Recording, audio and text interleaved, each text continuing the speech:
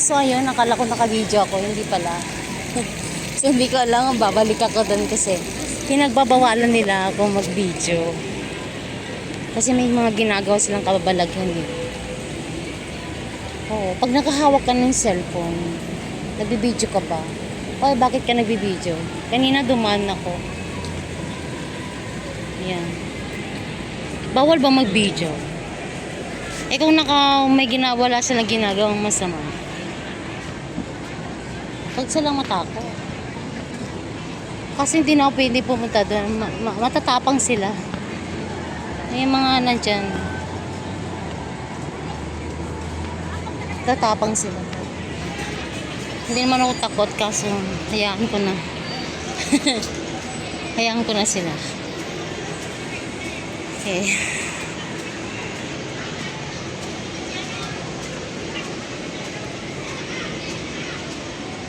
Ikot lang tayo saglit kasi hindi pala ako naka-video na nandun ako. Hindi ko alam kung bakit nawala yung video ko. Pero yan.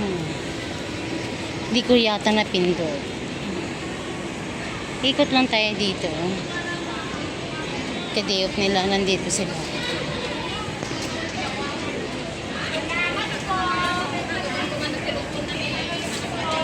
Hanap tayo pagkain. Ang sarap ko, no? Laing. Laing yung baon niya. Tapos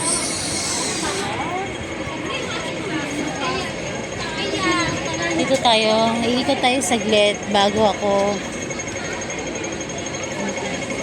dito. Kasi babalik naman ako doon.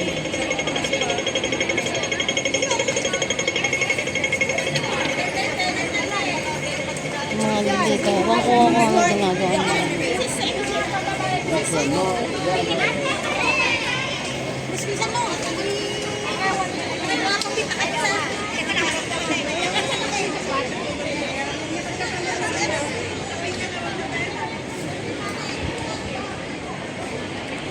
Para silang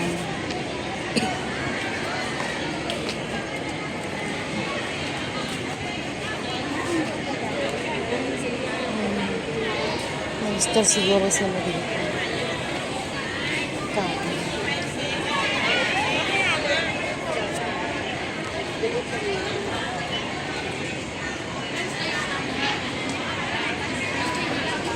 May bahay din sila dito.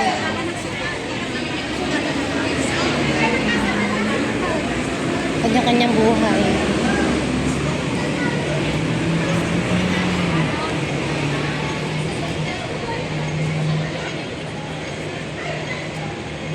Ay, naku.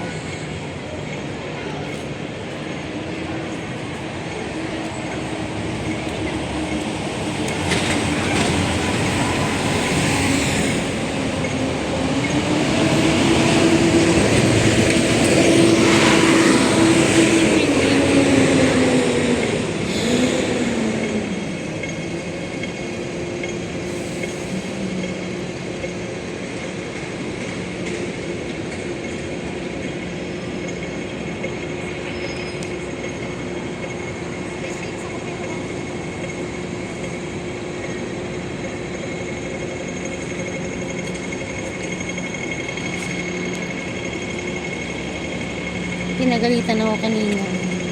Actually, hindi lang 2, 3 yung nangano sa akin. Kaso, mali ko pala. Hindi ko pala siya ano sa video. Ayan. Hindi sila na video. Pero nagagalit sila sa akin. Kasi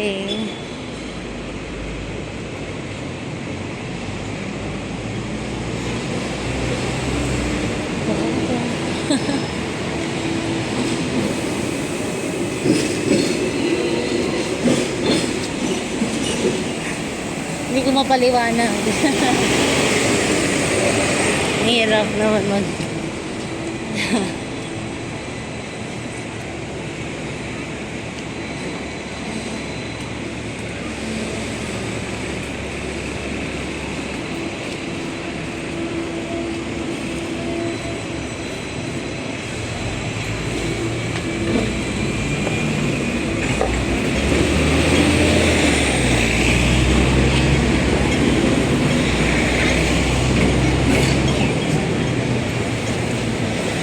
So, sinira na pala nila yung mga... Oh, dati kasi punong-puno to ng OFW. Oh, okay. So, wala na pala. Wala na pala nagdi-day off dito. Malinis na pala dito sa ano. Dati kasi dito yung tambayan ng mga OFW sa ilalim nito. Ito, punong-puno sila niyan dito. Pero ngayon hindi na yan pala. Hindi na pala pwedeng magpanday dito, no? Kailan pa? Nung simula nung marami nagsusugal dito. Hindi naman kasing sugalan, may naglilinis Kaya ng pala. motor, may nagmamasahe, mga ganyan. So, ginawa nilang ganon. Kaya sila pasaway din kasi ang ganda-ganda. Alam mo ba kanina ate, pumunta ako sa ilalim ng tulay. May ano, tapos mamaya pinagalitan ako kasi nagpa-vlog nga ako. Hindi ko naman anuhin yung panunugal nila eh. Diba? Tsaka hindi ko naman susumbong sa polis yung mga yan. Sabi sa akin, ba't ka nagbibideo? Wala ba mag-video? Ay, ano kasi dito, mga Hari-harian pala sila ate. Yes! Matagal ka nag Hong Kong? Matagal na ako pero hindi ako nag-day off gaya nyo. Taga dito kasi ako. Saan? Sa Panling ako. Panling. Eh kami naman, nandun lang kami para meet up tapos hindi kami nagtatambay dito sa Central. Oo, Kasi ako naman. lahat ng Pilipina dito may kanya-kanyang ano. Doon ate, oo. Ano, may nabili Natakot na sila, may mga titulo na sila ng lupa dito. Natakot ako ate. Kasi actually hindi ko naman kayo bibideo. Ganyan lang. Okay lang. Tapos, kasi syempre may channel ako. Parang gusto ko lang naman siya ng OFW sa Hong Kong dapat ba. may content ka. Oo. Ay naggaganyan, ang swerte nila kasi hindi ko pala napindot yung video. Pero hindi, kasi madilim madilim sa ilalim. Tapos pagka ginaganon ko yung phone ko, magagalit sila. Ba't ka nagbibideo? Parang gusto ko silang sagutin. Actually, sabi ko, nung unang-una, dumaan ako doon, pumunta ko doon sa may nagmamasahe. Tapos naglilinis sila ng kuko. Lumipat lang ba yung mga yon dito? Mga gago sila. Paano sila hindi takot? May ginagawa silang kabalbalan. Sabi ko, Ay, mas lalo na doon dito sa ano, na may nakita ako, parang may Philippine product. Diyan lang. Diyan! Oo, ano din, no? Natakot sila. Nag-ano sila, Ewan ko ba, wala namang problema sa atin, naiintindihan natin. Pero ang sabi ko nga doon sa matanda kanina, ate, hindi naman ako nagbibideo para isumbong kita. Naiintindihan naman kita, kahit anong itinda mo dyan, bahala ka sa buhay mo. Yung naglilinis ng paa, ba't ka nagbibideo? Sabi ko, bakit? Gusto ko lang naman siya na may naglilinis ng paa dito. Wala naman akong balak sa inyo. Diyos ko naman, anong gaman, kikita ba ako ng pera? Hindi naman totoo yun, te. Yung magsusumbong ka sa pulis or immigration, hindi ka babayaran. Sino ka? Walang ganun. Kung magsusumbong ka, may pera. Pera ka. Okay. Ang alam ko dito, walang third party. Alam na ate ko, na yung may mga nagsusumbong may tip sila, ana. 5,000 isang reference siya eh. Dapat yung mga kaysa naman ganyan sila illegal, magsumbong na lang sila, may pera pa sila. Kung para sa akin, kung may pera rin naman na magsumbong, dapat magsumbong na lang. Yung nga lang, ang kalaban mo rin, yung konsensya mo. At konsensya, yung ginagawa nila pag sila na-tsempohan, di ba, ano? Ano lang sila, ingat. Natakot talaga ako ate, parang susugurin ako kanina. Tapos madilim pa doon. Saan banda? Diyan sa ilalim ng tulay dyan. Di ba tayo? Papuntang post May office. nagtitinda ng pagkain doon. Alam mo yung bumili tayo ng pagkain, yung kanin, tapos kumain na rin tayo doon sa tayo. May tulay. Oo. Diyos ko, natakot ako te. Kanya-kanyang... Ang nagbigay sa akin ng tip dati dito, isa sa mga kabili ng damit ko, Pinay daw, usually nakasuot. Yan ang mga ano nila,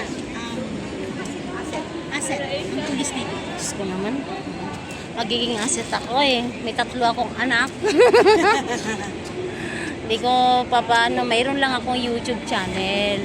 Na gusto ko lang mag-vlog, ganun. Kahit hindi naman tayo sikat, di ba?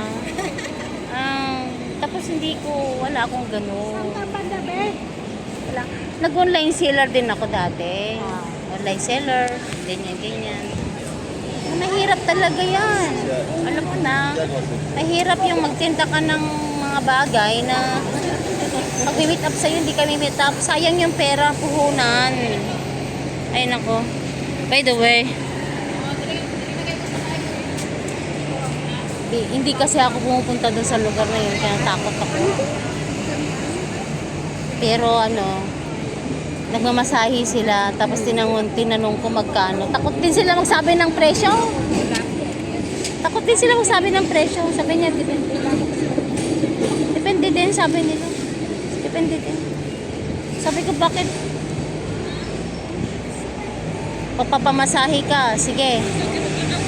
Hindi mo nga alam kung manghihilot o mangkukulam yun. By the way, ate, salamat ah. Uy, salamat. Ingat kayo sa day off nyo, Oo. Hindi, pumunta lang ako dito para may lang. Pero hindi ako nakatira dito. Nakatira ako sa Kanli. Oo. Hindi kami nagkagalat dito. Hindi din. North Point pala. Sonshawan, North Point. Uy, madatalayo. Ako, malapit sa China. Oo. Saan nagawin ako? Isang beses na. Hindi ko man naranasan kung ate. Hindi kami dinaan ko. Ayaw namin yung upo ba? Pero actually, naranasan yan ng mga kapatid ko. Na kasi malayo yung bahay ko nga. Sila naman OFW dito, helper. So, yung mga kapatid ko nagkikisalamuha din sa mga gaya nila, DTOPO. Sabi nila, pag pupunta sila sa bahay, alam mo, magastos sa labas. Kasi pagkakain ako ng balot, kailangan magbigay ka din ng balot. Pagkakain ako ng tinanang kape, kailangan magkape din yung kasama mo. Tapos, ewan ko yung kahit yung hangin daw nakakapagod. Oo, tapos hindi man lang sila makapagpahinga ng maayos. Swerte din yung mga kapatid ko kasi pagka pupunta sila sa bahay ko, hindi sila kakain. Pero pag galit sila, hindi sila magdidiyo. By the way, yan, good luck sa inyong lahat. Thank you. Walang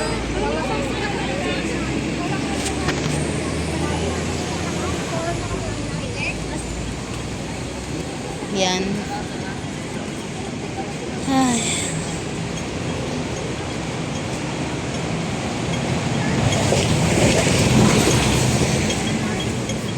Lipat tayo dito.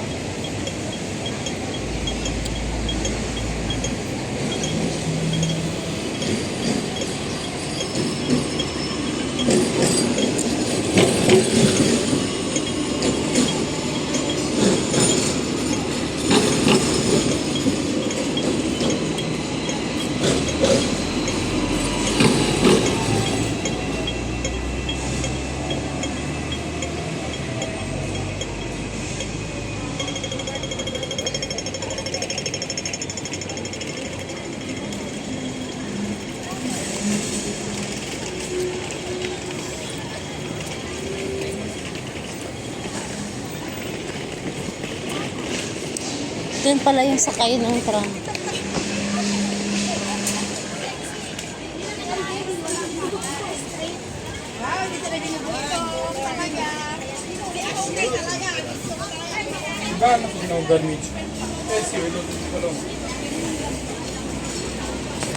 Takot sila pag nakita sila ng may dalang cellphone.